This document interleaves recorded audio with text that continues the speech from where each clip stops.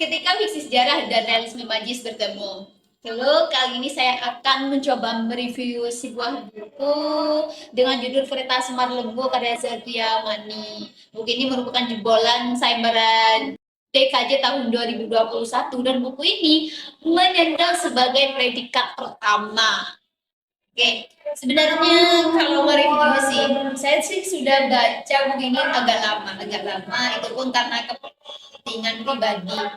Namun saya baru sempat mereviewnya sekarang. Kalau saya mengambil salah satu kutipan dari salah seorang yang pernah meresensi buku ini, ketika membaca buku Kertas Semar Lembu tapi tidak sungguh-sungguh, maka dikhawatirkan branding tanda tanya itu berakhiran bukan tanda tanya. Kenapa? Saking nggak ribet sih kalau menurut saya.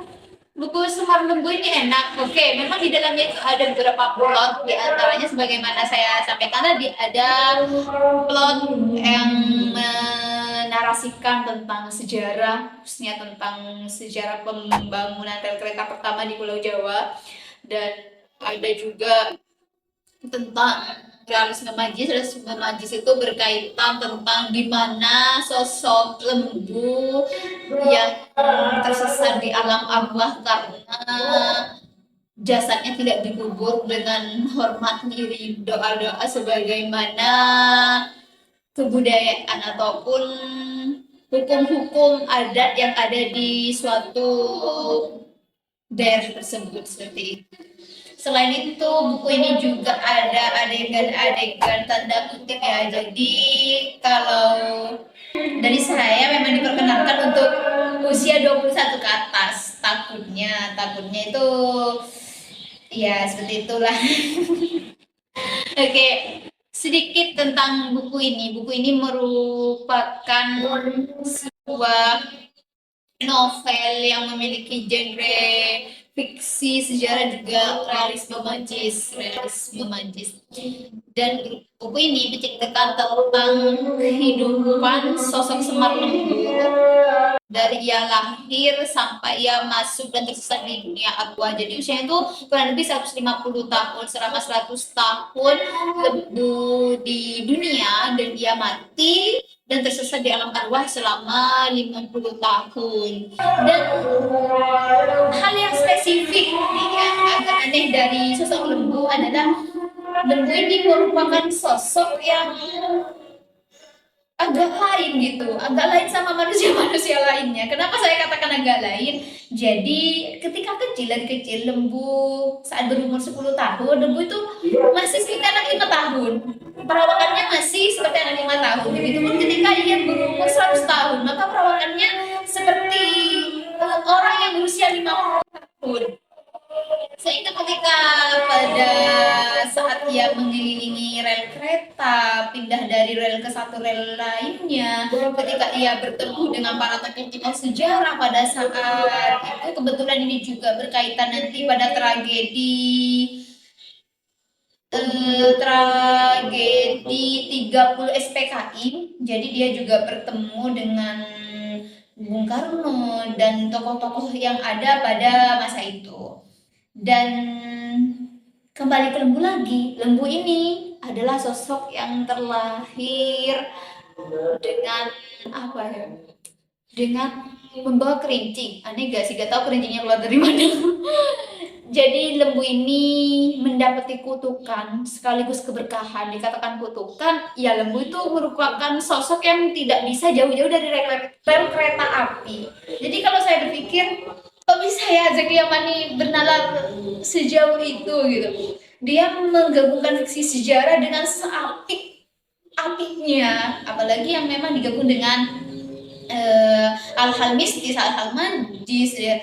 Bayangkan aja kalau memang ada di dunia nyata, misalnya ketika seorang mendapati kutukan, dia tidak bisa keluar jauh-jauh dari rel kereta api sehingga selama hidupnya, anggaplah kalau lembu itu kan 100 tahun, jadi selama 100 tahun lembu itu hidup di rel kereta api gitu. Dia hanya berpindah dari pulau ini ke pulau ini, ya tetap di Pulau Jawa sih, dari pulau ini ke pulau ini, seperti itu.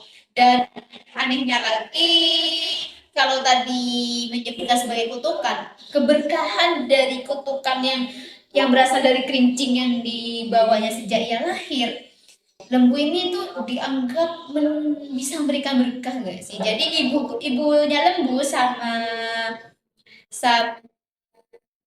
anggaplah bibi asuhnya gitu. Jadi bibi asuhnya ini juga nanti nikah sama lembuannya enggak sih? Nikah sama lembu. eh Ibunya tuh kayak mengalami berkah dari keajaiban yang dimiliki lembu yang timbul dari kerincing ajaibnya. Jadi efek kerincing ajaibnya tuh lembu yang pertama bisa melihat arwah yang memang arwah terdahulu yang terlantung-lantung, katanya konon sih arwah-arwah tersebut terlantung-lantung tidak jelas itu karena dia tidak di jasadnya itu tidak dikubur secara layak, secara hormat sebagaimana mestinya gitu. Karena memang kalau dulu ya, karena di sini juga berbicara sejarah, pasti banyak tragedi peperangan yang memang menyebabkan banyak nyawa melayang. Sehingga dari situ Zakia Mani itu mengangkat bahwasanya dari arwah-arwah tersebut, kebanyakan arwah tersebut itu tidak bisa sampai ke alam baka. Sampai ke alam baka karena apa? Karena jasa dari si arwah ini tuh tidak dikubur dengan hormat gitu. Tidak diiringi dengan doa-doa sehingga dia arwahnya tersesat. Begitu pun yang dialami lembu seperti itu. Dan yang keberkahan lainnya, lembu itu selama hidup ya 100 tahun itu selalu diiringi oleh tokoh-tokoh punakawan ya. Tokoh ini kalau di apa? Diambil dari serial Mahabharata gitu. Saya Mahabharata. Mahabharata. Jadi tokoh wayang ya salah satunya ada Semar, Petro, Garin dan Bagong. Jadi selama hidupnya itu lembu dikawal oleh makhluk-makhluk tersebut, oleh tokoh-tokoh tersebut dikawal yang gantian mulai dari awalnya oleh Mbah Semar, terus diganti sama Mbah Petro sampai Mbah Bagong ya kalau nggak salah dikawal seperti itu. Dan para tokoh-tokoh ini tuh para punakawan itu tidak hanya mengawal saja, dia seperti memberikan pelajaran terhadap lembu, memberikan petunjuk, anggaplah seperti itu, sehingga lembu merasa ini ya rasanya gitu. Kadang aku juga kesel kenapa saya harus menjadi seperti ini, tapi di lain sisi ini kok dimanfaatkan oleh ibunya lembu gitu. Dan hal yang menarik lagi ya dari novel ini selain tadi penggabungan fiksi sejarah sama realisme magis, alur yang memang ditulis oleh Zakia Mani itu tidak amburadul. So katakan tidak amburadul. Dari plot pertama kita dikenalkan dengan ya awal pertama lembu itu penyebutan lembu mau berangkat ke alam baka gitu. Dan terus kita mengikuti jalan cerita di Parabasur langsung tanpa ada ini kok nggak nyambung gitu, nggak ada. Jadi memang pure keren banget gitu. Jadi nggak salah buku ini menjadi pemenang pertama DKJ tahun 2021 karena meskipun ada beberapa plot yang digabung itu tidak membuat bingung, tapi kalau memang pembaca awal karena di sini juga berkaitan dengan kebudayaan Jawa, bukan budaya ya adat istiadat Jawa. Ini agak bisa mengerutkan dahi, ya alis gitu. Alisnya bisa berkerut apa sih? Ya, artinya bisa begini, pasti timbulnya seperti itu. Makanya selain kita membaca yang memang bukan orang-orang kejawen kita juga mendapat beberapa ilmu dari tentang kejawen itu sendiri.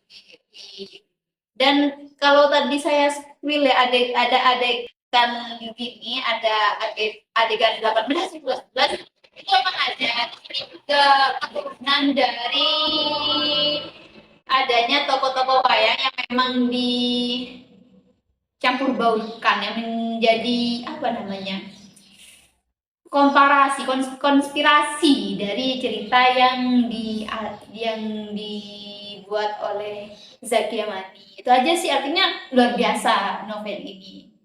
Sekian dari saya, dah. Sampai jumpa di review selanjutnya. Jangan lupa beli buku ini. Buku ini bisa dipesan di Sampal Bookstore.